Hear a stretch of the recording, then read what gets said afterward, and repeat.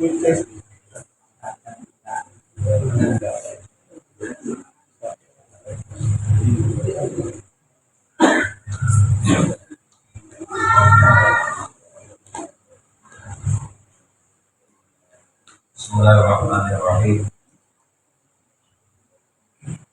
Assalamualaikum warahmatullahi wabarakatuh. Waalaikumsalam warahmatullahi wabarakatuh. Bismillah walhamdulillah wassalatu wassalamu ala rasulillah sayyidina wa maulana Muhammadin bin Abdillah wa ala alihi wa ashabihi wa mawala. La haula wa la quwwata illa billah. Amma ba'd. Subhanaka la ilma lana illa ma 'allamtana innaka antal alimul hakim. Rabbi shrah li sadri wa yassir li amri wahlul 'uqdatam min lisani yafqahu qawli. Allahumma inna nas'aluka al-futuh wal ghunum wal usur wal jazaa wa tawbah dan nasr. Firman Sayyidina Muhammad sallallahu alaihi wasallam. Al-Fatihah. Khususan dalam alif adalah kitab Safinatul Najah Syekh Syarif Abdullah wa syarihha Syekh Nawawi al-Bandari wa jami'ul ulama al-fuqaha. Anallaha yaghfir lahu wa yarhamhu wa yu'li darajatihim fil jannah wa yarfa'na bi barakatihim wa asrarihim wa adlarihim wa 'ulumihim fi dinihim Al-Fatihah. A'udzubillahi minasyaitonir rajim. Bismillahirrahmanirrahim. Alhamdulillahi rabbil alamin arrahmanir rahim maliki yaumiddin. Iyyaka na'budu wa iyyaka nasta'in. Ihdinas siratal mustaqim.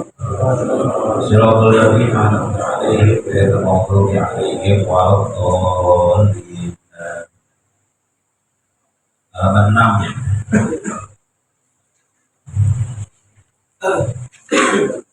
halaman 6 saudara, wa mashul mushaf. Ya.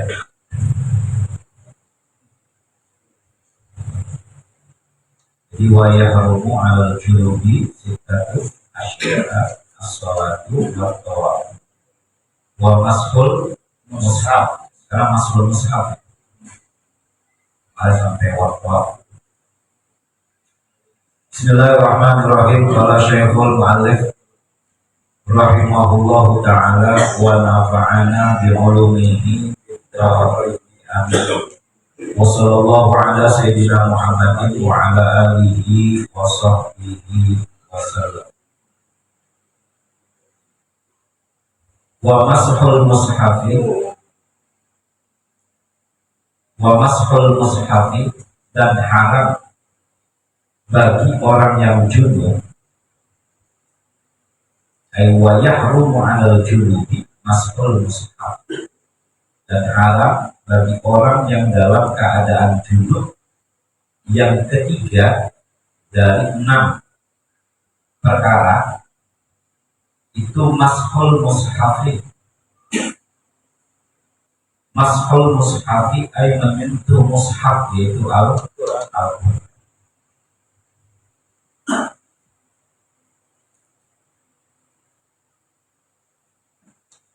Ulama Syafi'iyah memberikan keadaan mushaf yang sejatinya itu masuk dalam kategori yahrumu. Masal mushaf itu adalah mushaf yang benar-benar dicetak, baik dari cetakan kertas maupun selainnya, seperti dan lain sebagainya, yang murni tulisannya itu Arabiyah, sehingga ada rukhsah, ada keringanan bagi mushaf Al-Quran yang di dalamnya itu terdapat tulisan terjemahan. Itu masih dalam kategori boleh. Tapi juga ada sebuah kaidah, Jadi makna bolehnya di sini bukan boleh yang dalam keadaan muasa'ah, keadaan yang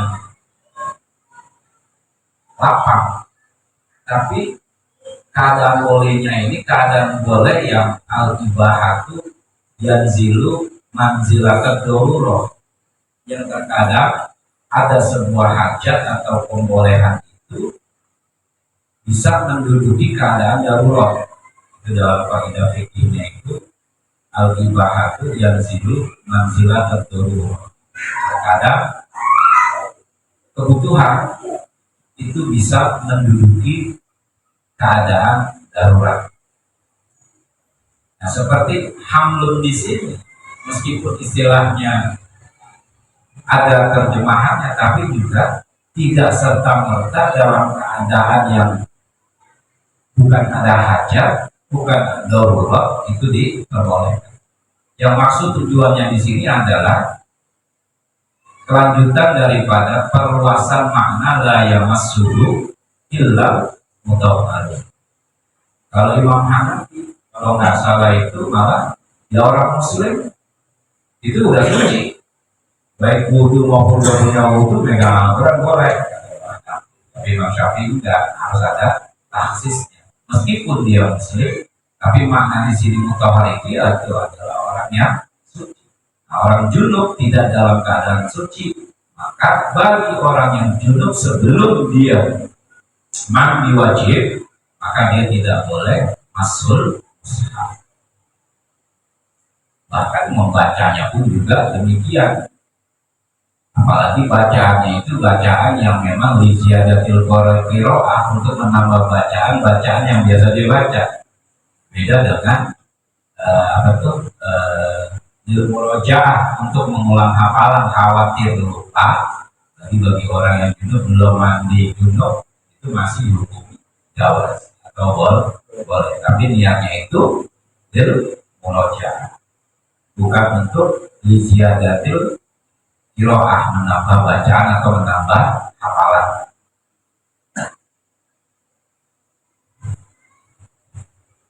Jadi perkara yang ketiga yang tidak boleh atau haram dilakukan bagi orang itu adalah mashul mushaf, itu menyentuh Al-Quran. Wahamluhu dan juga membawanya, wahamluhu dan juga membawa Al-Quran. Wahamluhu dan juga membawanya Al-Quran. Nah, makna daripada membawa itu di atas sedikit daripada menyentuh. Maknanya menyentuh aja nggak boleh, apalagi bawa. Nyentuh aja nggak boleh, apalagi bawa. Itu sakit sucinya Al-Quran. Orang muslim sendiri aja itu sebagai pemeluknya ada kategori tertentu yang dia nggak boleh menyentuh kecuali dalam keadaan suci. Orang Islam sendiri, apalagi orang non, apalagi apa yang bakal, ya kan, apalagi apa yang bakal. Kita aja seorang muslim diajarkan seperti itu. Ada untuk menghormati kesucian Al-Quran sampai tidak boleh menyentuh, tidak boleh membawa bagi seorang muslim yang tidak dalam keadaan suci. Titik. Ustaz, kalau gimana? Saya lagi ke musola, saya belum punya wudhu, tapi di situ tempat dalam Qurannya jatuh, pindahin. Tapi saya nggak punya wudhu, beda kasus. Ini dibilang darurat. Itu tadi Pak Koida yang tadi. Ini al-ibahatu yang zilu manzilatat darurat. Terkadang kebutuhan itu bisa menduduki keadaan darurat.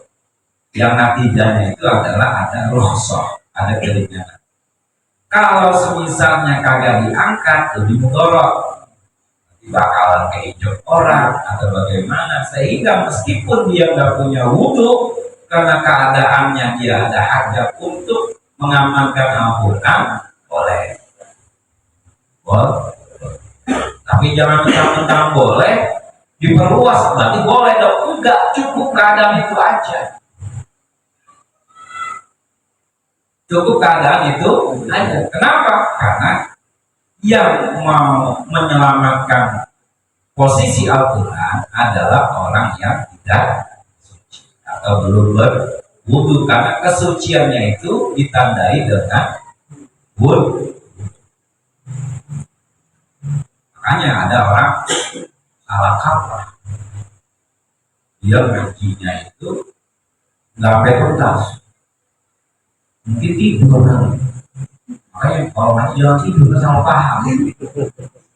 Tidak, dia ngaji pas giliran ya rumu alal junubi mashul mushaf, dilarang bagi orang yang sedang dalam keadaan junub mereka menyentuh Al-Quran. Kategori junub, kategori orang yang batal wudhu itu masuk sama ya, artinya dalam keadaan tidak suci. Nah, dia paham kalau boleh. Pas dia lagi jalan megang Quran, ya, dia untuk dia tahu itu kan budak. Iya, jadi dalam keadaan batal. Tadinya dia megang Quran. Terus karena dia ngajinya nggak sampai selesai, karena dia tidak dalam keadaan suci, dia korban itu Al-Quran. Bagi dia, ya karena saya nggak punya wudhu, saya tahu aja Quran. Udah gitu naruhnya sembarangan, ini makin parah. Nah, keadaan seperti ini untuk menyelamatkan Al-Quran, meskipun kita dalam keadaan batal, tetap bawa sampai tempat ditaruh baru kita wudhu. Atau minimal ketika kita jalan berdua sama teman, enak tuh peganginnya Quran dua, buat itu ya udah sih. Nah, ini yang dibilang belajarlah dengan kita, jangan separoh. Terkadang itu hukum itu dalam kaidah usul itu kan kalau ya dulu nanti terkadang hukum itu bisa merusak tergantung daripada keadaan. Yang namanya ada masyakoh, ada kesulitan, pasti sudah ada usul. Hukum semakin luas maka dia akan semakin sempit. Adanya pengharaman lantaran kebangunan bebas sehingga diharamkan. Walubsu fil masjidi.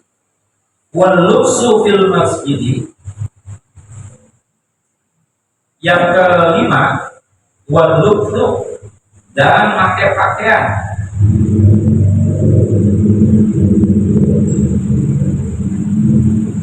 Walubsu dan diam. Tapi bukan itikaf ya, diam. Maksudnya yang kemarin saya kasih contoh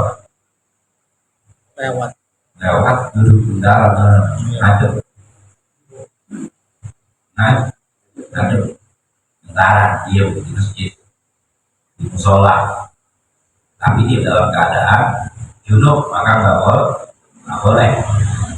Itu artinya membuktikan bahwa rumah Allah itu suci, masuk hanya orang-orang yang suci. Ya kita nih kayak begini nih, usahakan kalau emang batal wudhu saya, kapan lagi kita ngamalin wudhu di tempat yang lain? Kalau di rumah kalau kata sebenarnya kata punya wudhu, malas banget. Iya. Kita wudhu tuh pasti di dalam apa? Kalau pernah iseng mau kerja wudhu. Kalau yang pernah bagus, tapi kalau mau bagus lagi di istiqomahin. Enggak doang, tapi tidak bermakna wudhu. Itu maknanya membersihkan muka aja, buat wajib aja. Padahal kalau misalnya memang di mudawamahkan, dia mendapatkan balasan dari wudhunya itu. Tadi dengan keadaan dia suci, tahu gak? Imam Ghazali itu sampai dalam kitab Nurul Burhan, maksud saya, Syekh Abdul Qadir Al-Jilani dalam kitabnya itu Nurul Burhan, di antara keistimewaan Syekh Abdul Qadir Al-Jilani menjaga wudhunya tanpa batas kurang lebih 80 tahun, saking luar biasa. Sebenarnya begini ya, terus saya bilang, wudhu itu sirrul, wudhu itu rahasia Allah.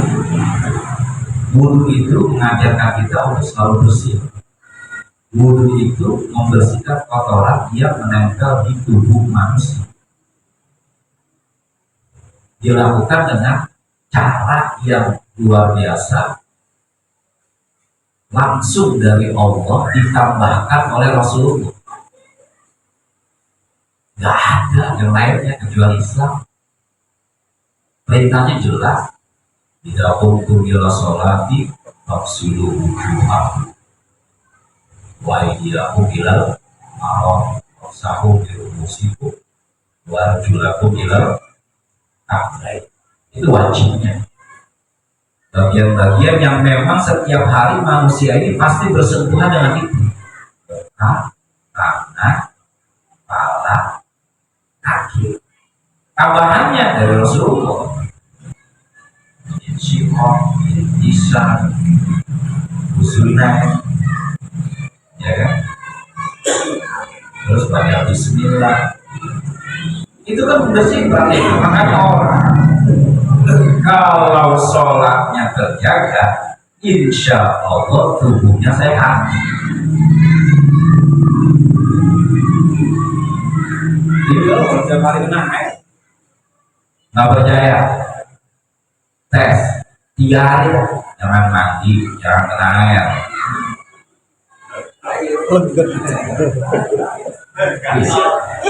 Tulang kotor, kulit kotor, mata sayu.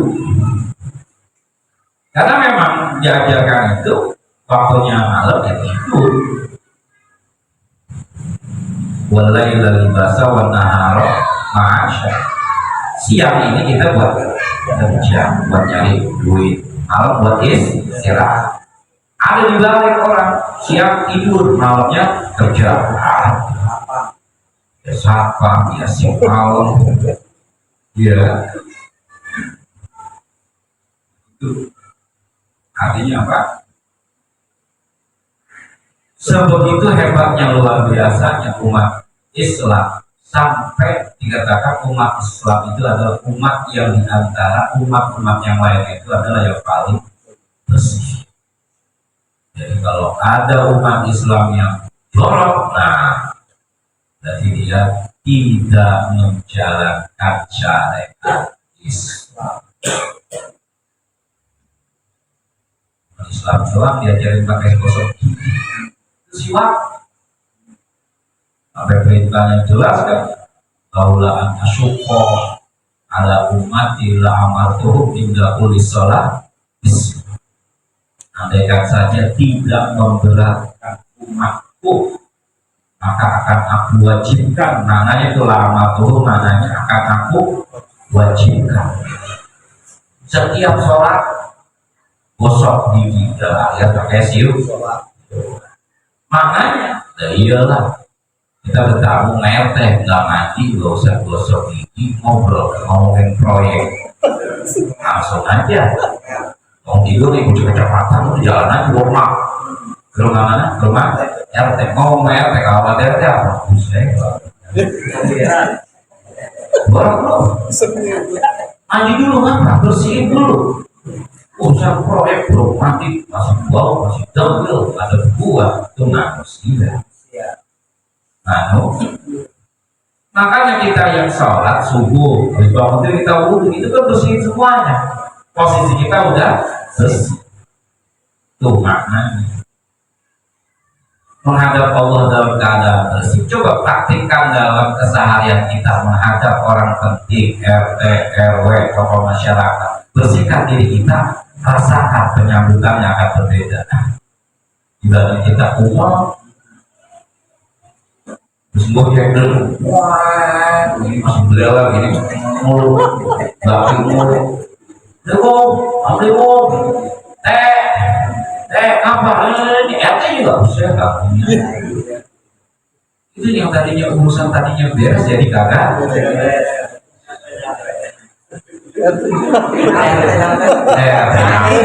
Panggil.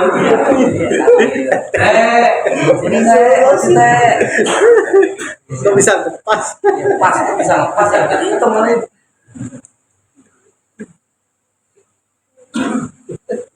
Sini teh. Sini.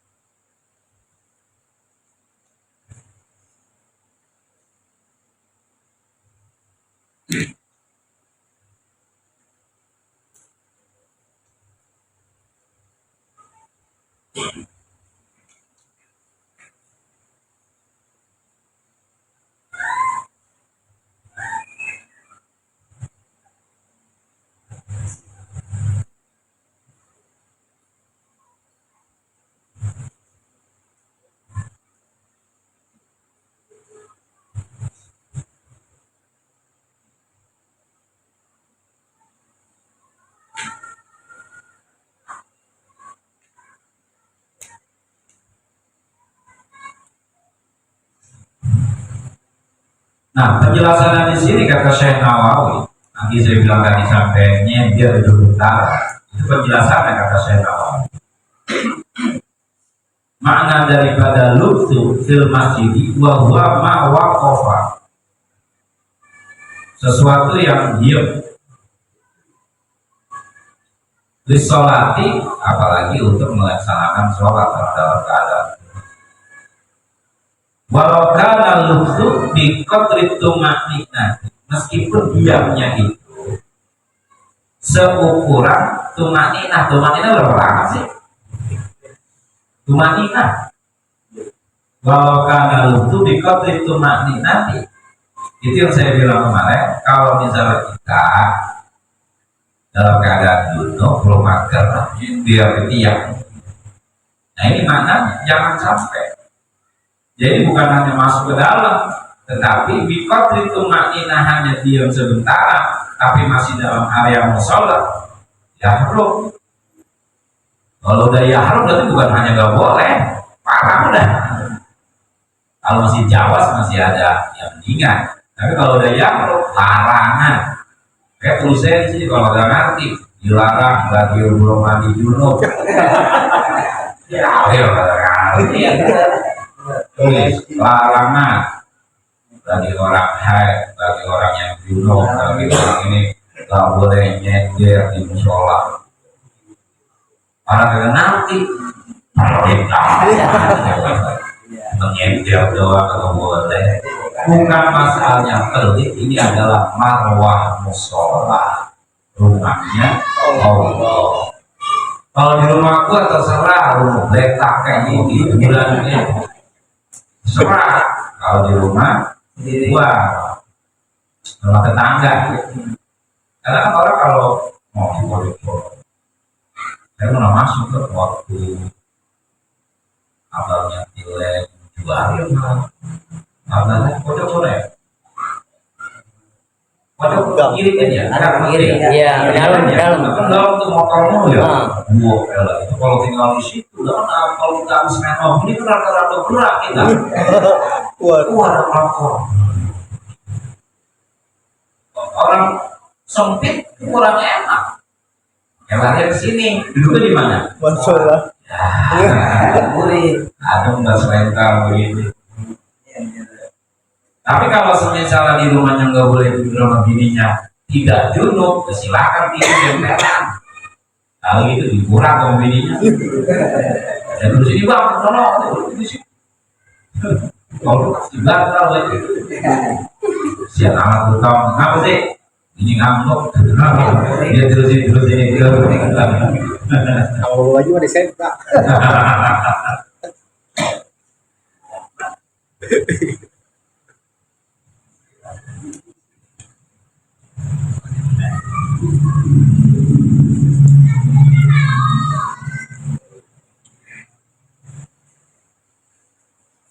Lamuri wawa dukhulu min babin, maknanya itu adalah sampai masuk ke dalam masjid.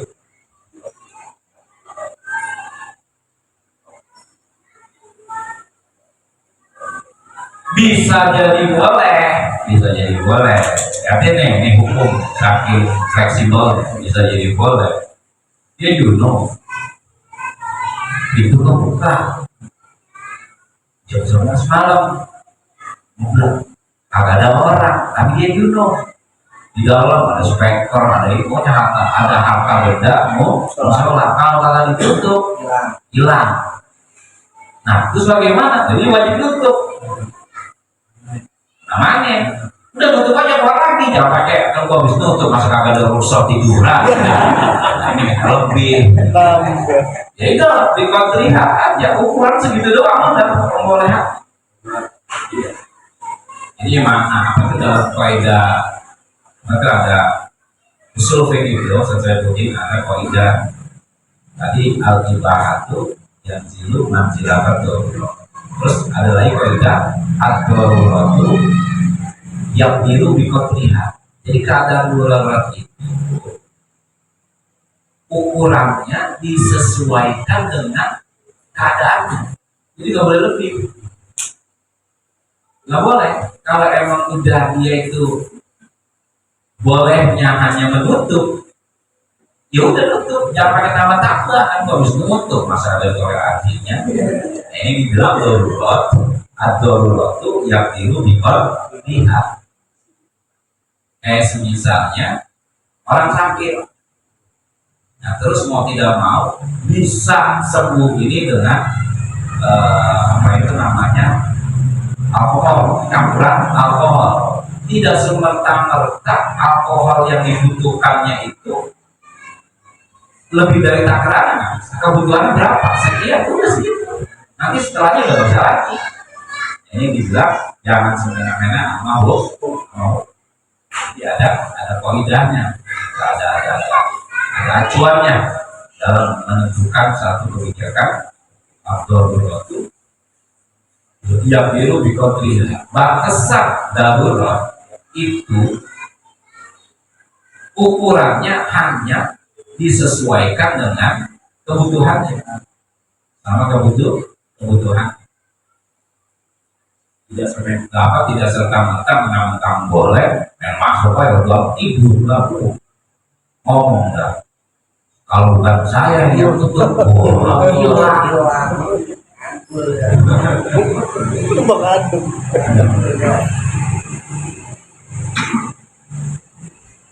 Wa qiraatul Qur'ani dan juga membaca Al-Qur'an. Menyentuhnya aja nggak boleh, apalagi tapi kalau semisalnya nalarang dengan maksud supaya hafalan Anda hilang itu masih boleh. Yang nggak boleh itu tambah hafalan. Misalnya dia hafiz Quran sampai 1 juz setengah dalam keadaan junub, dia belum mandi nih, belum mandi. Ya udah dia nalarang nggak apa-apa, murojaah bacanya nggak apa-apa. Tapi kalau nambahin nggak boleh, harus mandi.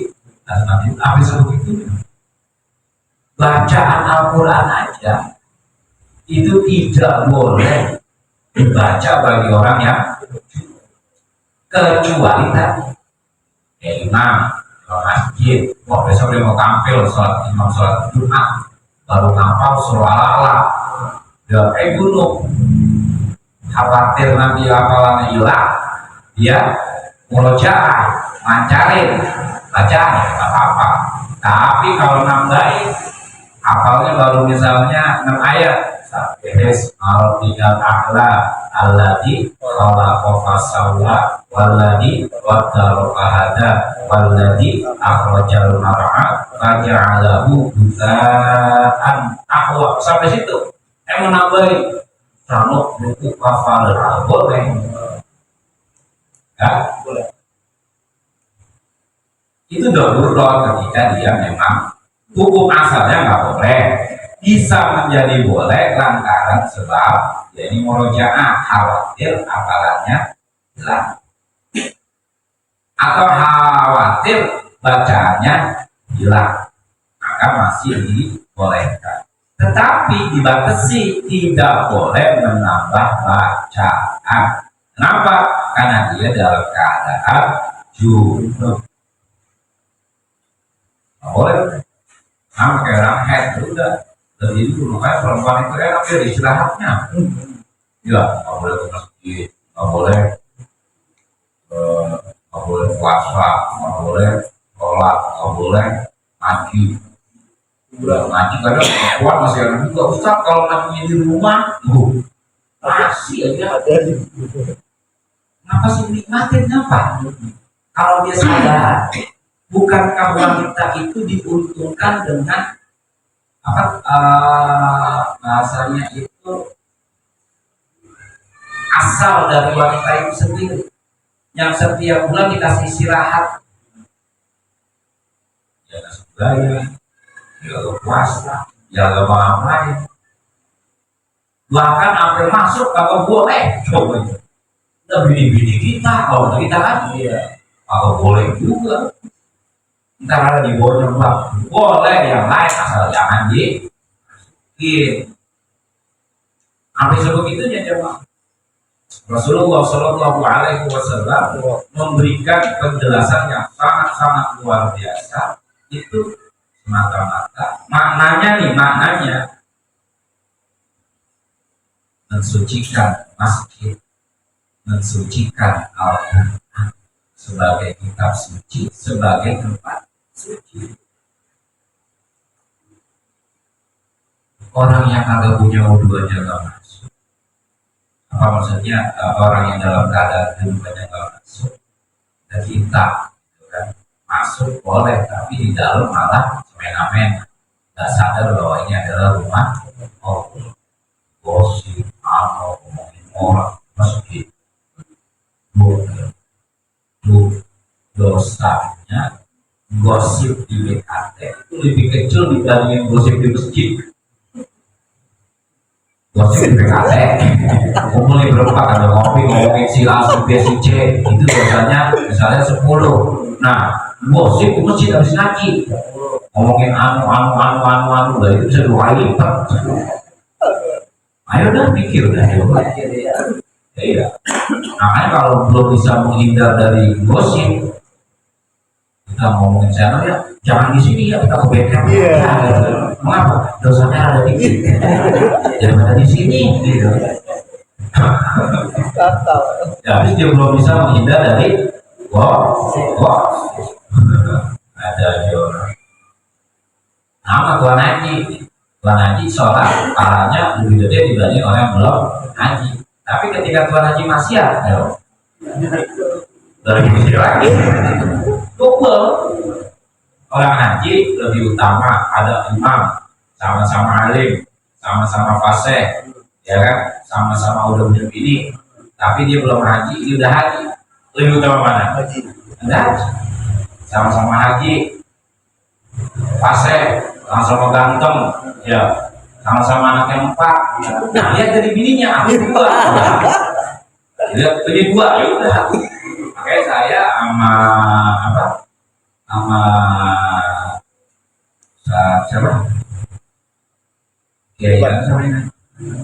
Hadis, Imam Abdullah dia, karena dia 2, satu. Iya. Abdul ya. Tambahin lagi. Tambahin lagi. Mantan. Ya ini lah deh kan. Enggak apa-apa. Tadi api usap. Sensor.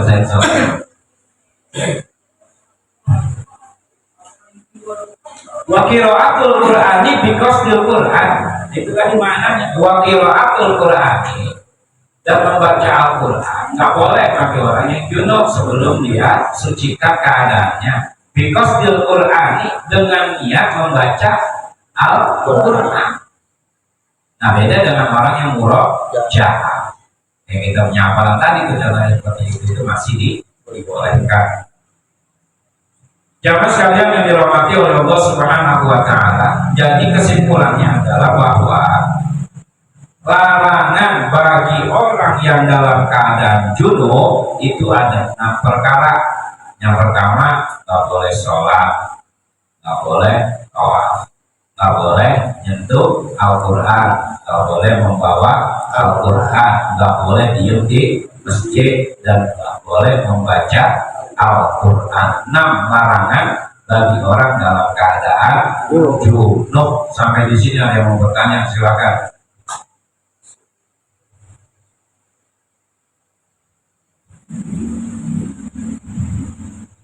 Nggak ada?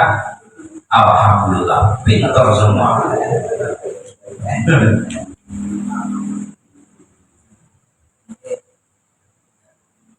Wa yahrumu bil haidi, wa yahrumu bil haidi, dan haram bagi wanita yang dalam keadaan haid.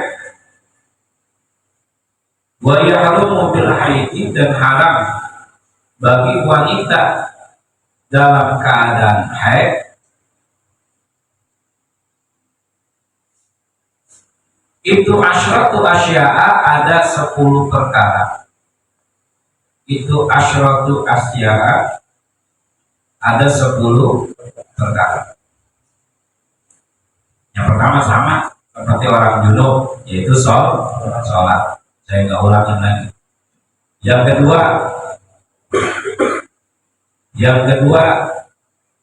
sama seperti orang junub, yaitu tawaf. Yang ketiga, mashul mushaf wa hamluhu, sama seperti orang junub. Yang keempat, waludhu fil masjid, dia di dalam masjid, sama sama junub. Wa qiraatul Qur'ani, dan juga membaca Al-Quran di qasdil Qur'ani, dengan maksud tujuan itu adalah membaca atau menambah hafalan Al-Quran. Wasaumu, nah ini tambahannya. Saumu, kenapa tidak dimasukkan ke dalam junub? Sedangkan haid, saum nggak boleh. Jadi contoh begini, kenapa saum puasa itu tidak dimasukkan dalam keadaan junub?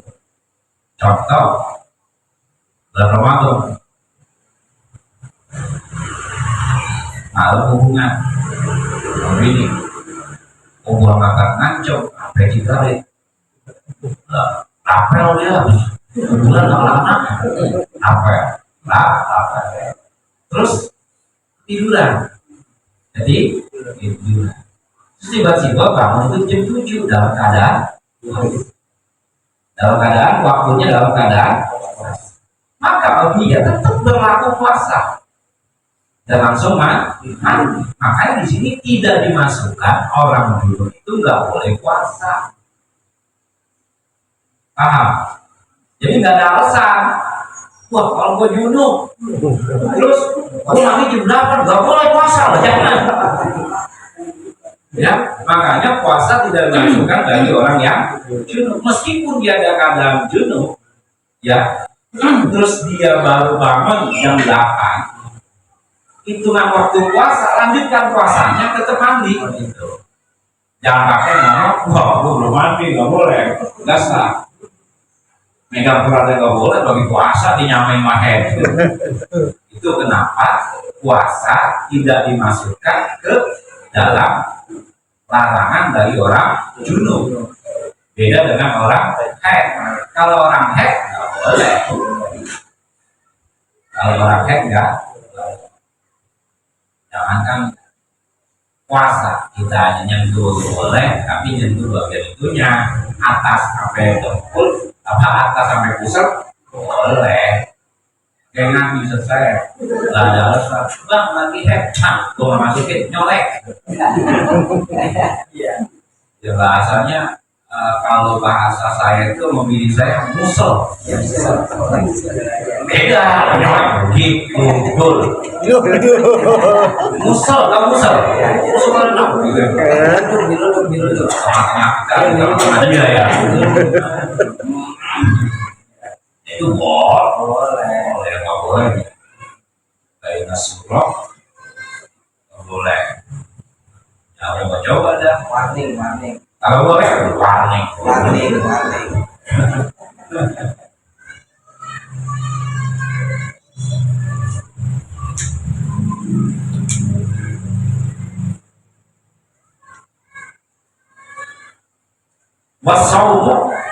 Wasaumu dan puasa.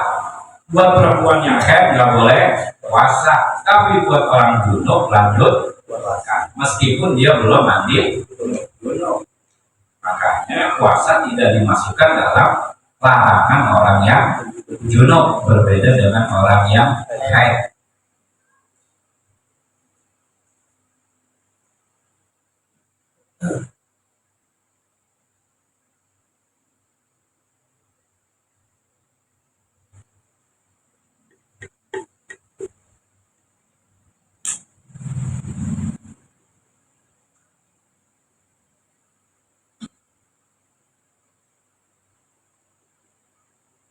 Famata nawat as-sauma, dan kapan-kapan perempuan yang haid itu niat puasa harum alaiha, maka haram baginya.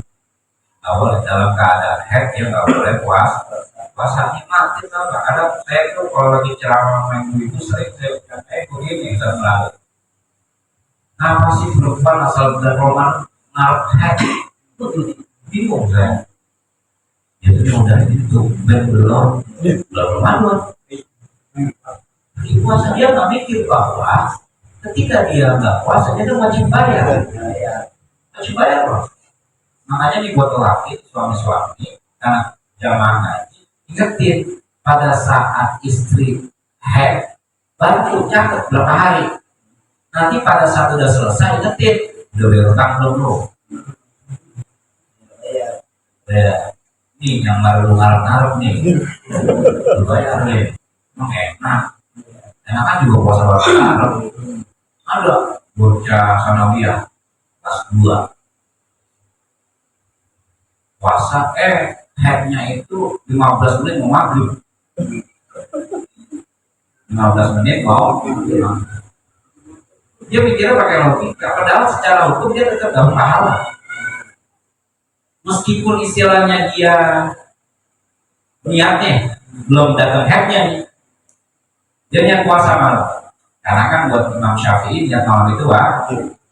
Makanya untuk menjaga kelupaan dibikin niat sebulan. Itu niat. Awal itu soal wajib.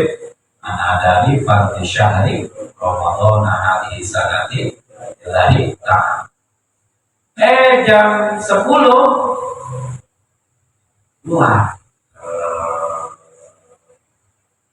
ya, jam 10. Nah, secara puasanya dia tetap harus menghitung dia belum dapat, tapi pahalanya, tapi kewajiban untuk mengkodok puasa yang dia keluar di hari itu dia bayar, masuk dalam hitungan puasanya itu belum termasuk, karena hitungan puasa dihitung itu dari mulai waktu fajar sampai dengan waktu ghurub, mau jam 8, mau jam 9, mau jam 10, mau jam 12, mau jam 5, mau setengah 6, ketika dia serap keluar tetap hitungannya harus ganti satu hari, tapi pahalanya dia dapat. Kerimanya Ustaz, bagaimana kalau misalnya saya puasa terus haidnya jam 2, itu dari habis subuh sampai jam 2 puasa saya dihitung. Kali gitu gantinya ntar besok nggak parahnya. Namanya pertanyaan. Iya. Ini kan pertanyaan kalau kita pikir, ya, tapi kita kan jaga juga dalam cerdas. Dia jangan sampai rugi. Puasa yang udah dia jalani mau 2 jam, sejam, bagaimanapun itu udah hitungan besar. Bisa lah saya puasa dari jam habis subuh terus tiba-tiba gagal jam 5, masa saya balikin sampai semuanya. Nah, iya. Itu tetap ganti semua satu hari. Mau dia mau 15 menit sampai hatta 2 menit. Hatta 2 menit mau mantap. Sebab hitungan sempurnanya puasa itu waktu fajar sampai dengan waktu ghurub. dari mulai pagi sampai dengan sore. Maghrib ditandai dengan masuk azan maghrib. Makanya ada istilah begini, seorang yang puasa ragu apakah dia sahur ini waktunya masih ada atau sudah masuk waktu imsak. Nah, di sini berlaku kaidah al aslu baqa'u makanan. Waktu malam, waktu boleh makan. Meskipun dia merasa ragu, kayaknya gua udah lewat imsak nih, tapi masih minum, lanjutin puasanya. Karena asalnya malam itu boleh makan, lanjutin. Tapi jangan kira-kira setengah 6. Mentang-mentang lanjutin setengah 6 ya. Jadi ketika kita puasa terus bangun agak telat, kita masih yakin masih dapat waktu belum bisa makan. Udah selesai makan, udah minum, ini ngomong ya udah imsak tadi ya, selisihnya sekitar bimikdar 15 menit, 20 menit, lanjutin. Karena asalnya malam itu boleh makan. Beda dengan maghrib. Hati-hati makannya, nentuin maghrib loh. Ini terutama muazzin. Ada orang patokan, mana kan masjid ono, maghribnya. Itu kalau misalnya salah waktu azan belum masuk, kan batal nih. Asalnya siang nggak boleh makan loh, jadi puasanya batal. Ayo dah. Dan barangan aja. Iya, waktu itu sebuah diskusi juga di Al-Huda ngikutin Asyafi'iyah. Syafi'iyah itu Bekasi. Selisih sedikit. Kalau mengikuti At-Tahir, yang jelas sih kalau sekarang jauh udah canggih, pakai jam waktu yang bunyi pada setiap waktu kan ada tuh, aman itu. Pakai itu aja udah, jangan pakai nungguin dulu, apalagi nyari TV foto lantik. SCTV lah masih setengah 6. Lagi biasanya ATV cepet. Dulu almarhum Kamsir begitu, kalau di setengah 6 di rumah. Lama yang maghrib ketika masih setengah 6 nih. Nanti biasanya Yosef cepat kan. Almarhum orang tua saya itu paling lemah puasa, paling nggak kuat puasa. Nanti kalau boleh bayar, boleh beli di gua. Paling nggak kuat ya puasa. Ya setiap manusia ada kelemahan. Almarhum orang tua saya itu mau puasa itu paling susah. Makanya ada rewel kalau puasa apa? Mau buat juga. Aku biar tahu aja lah. Buat mulu. Sekarang kalau buat udah lama orang tua saya kan di bulan makan. Jadi makan. Hidup dinikmatin. Kalau kagak mau, nggak lagi kita cari. Kalau disimpan gak dinikmatin. Kalau tiba-tiba lu mati gak bisa makan aku makan iya bukannya lu. Jadi kalau makan belum bisa makan. Saya waktu itu kesalahan hampir makan siang di malam di dalam belain. Dapat jadi jam 9 ntar makan siang besok aja makan dulu biar nambah makannya. Sampai itu emang aku hobi makan, pokoknya harus ada makanan enak pasti cari. Buat kalau dari sekarang itu hobi kuliner. Ini BKT ada mochi loh. Afrika. Yang BKT itu katanya yang jualan YouTuber. Orang tuh sekarang tapi enak dah. Konten. Konten. Apa yang terjadi? Bagi. Saya nanya mana kabar? Namanya apa sih? Apa sih kampret kan?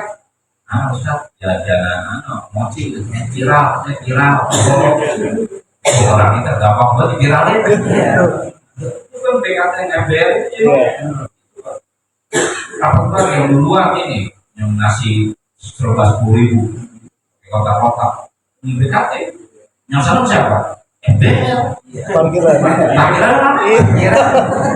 tambah itu berdoa usaha doa nanti ikutin arah akhirnya penuh aja jembatan jembatan mereka belum sama ya nah malah itu lagi mete no RT ya pasti relokasi mana sih yang viral RT udah ngetek gitu loh dia. jangan apa tuh puasa maghrib tuh hati-hati mendingan main aman aja santai aja dulu lah jangan bergerak-gerak sebab sekalinya salah batal loh karena di hukum kita di asalnya siang itu nggak boleh makan tiba-tiba dia makan terus azan baru 1 menit kemudian batal sayang nggak sayang banget bagi orang ketipu jam 4:30 ada ngomong iklan Iklan sirup. lu matiin TV lu matiin apa banyak mudarat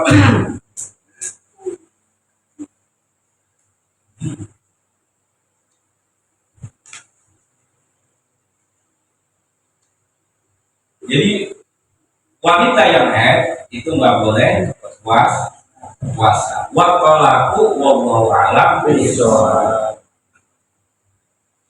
Sampai di sini ada mau bertanya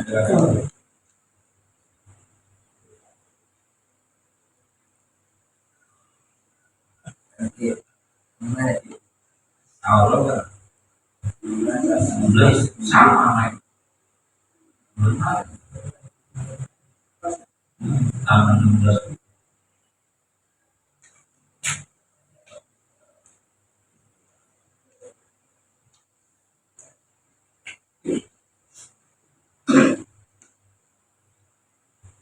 Korea ya Jepang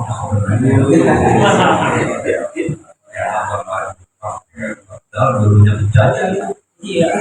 penjajah Jepang penjajah jadi saya nggak mau penjajah dulu harus apa juga Korea mau bagus. nonton sah hiburan kamu datangnya 4 tahun sekali Betul. Amerika banyak kayak ada duit kalau di TPR itu Banyak. kalau nggak ganggu sholat subuh nontonnya jam 5, jam 6 oh yang jam 8 ya Ya, pagi.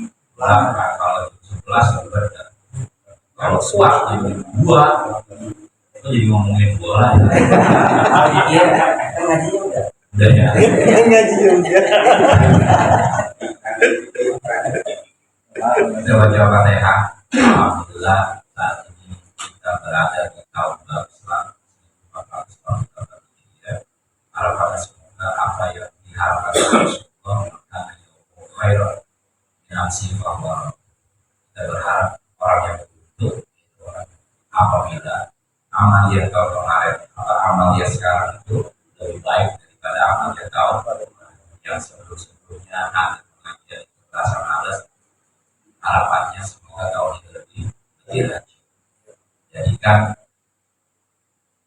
ikut bermain salim itu untuk menambah bukti-bukti pahala akhirat kita untunglah kita di sini di wilayah kita ini ada majlis taklim yang secara tidak sengaja mengajak kita untuk kembali kepada Allah dan keuntungannya adalah selain kita menambah wawasan akan kami juga menambah pundi-pundi pahala yang besar 1 jam di majelis ilmu itu lebih baik daripada jamaah sedekah 1000 budak 1 jam kumpul di majelis taklim itu lebih baik daripada jamaah sholat 100 rakaat tuh dia nanti nyari pahala ya mudah-mudahan di tahun 1448 Hijriah ini Allah berikan kemudahan segala hajat kita dijawab dan pastinya harapannya semoga kita menjadi pribadi muslim yang lebih baik lagi, lebih taat lagi, lebih khusyuk lagi dalam beribadah,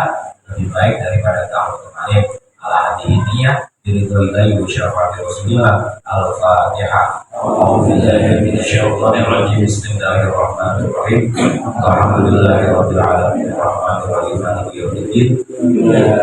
Iyyaka na'budu wa iyyaka nasta'in. Ihdinas siratal mustaqim. Siratal ladzina an'amta 'alaihim ghairil maghdubi 'alaihim waladdallin. Fatihah yang kedua buat saudara kita dan kita yang belum sempat hadir ke majelis, biar dibuka hatinya oleh Allah, dikasih hidayah dan bisa ikut ngaji bersama-sama kita. Kita hanya bisa mendoakan, tak mampu memaksa, maksudnya hanya mendoakan aja. Kita dikasih hidayah dan bisa ikut kumpul bersama. Sebutin aja itu namanya siapa, dalam hati teman, besti-bestinya tuh ajakin tetangga semuanya.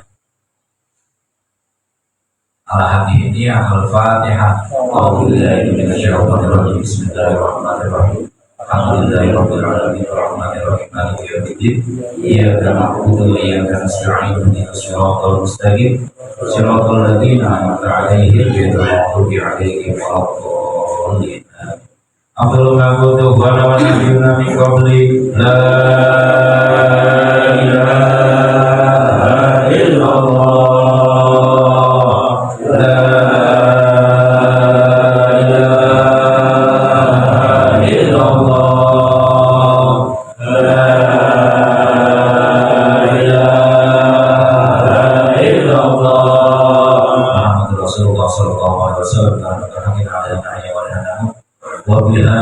Insyaallah ta'ala ini Allah sallallahu alaihi wasallam. Ya ayyuhalladzina amanu sallu alaihi wa sallimu taslima. Sallallahu alaihi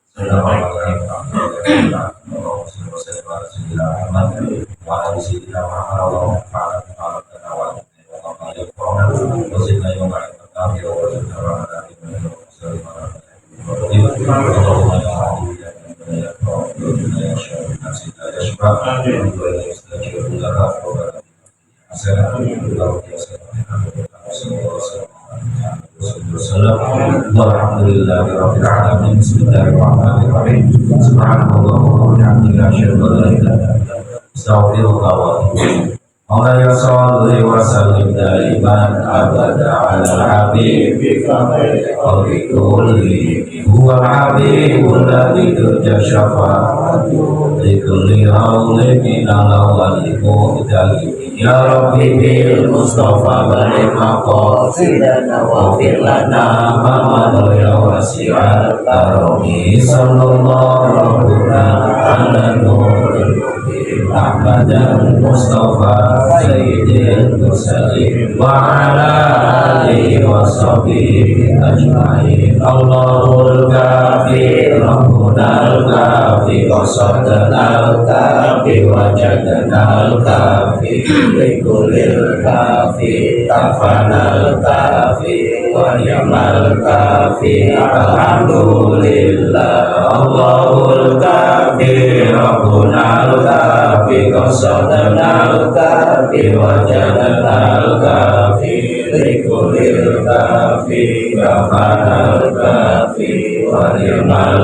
kafi alhamdulillah Allahul kafi rabbunal kafi wa sadanal kafi wa jadanal kafi likulil kafi kafanal kafi wa ni'mal kafi alhamdulillah. Assalamualaikum warahmatullahi wabarakatuh.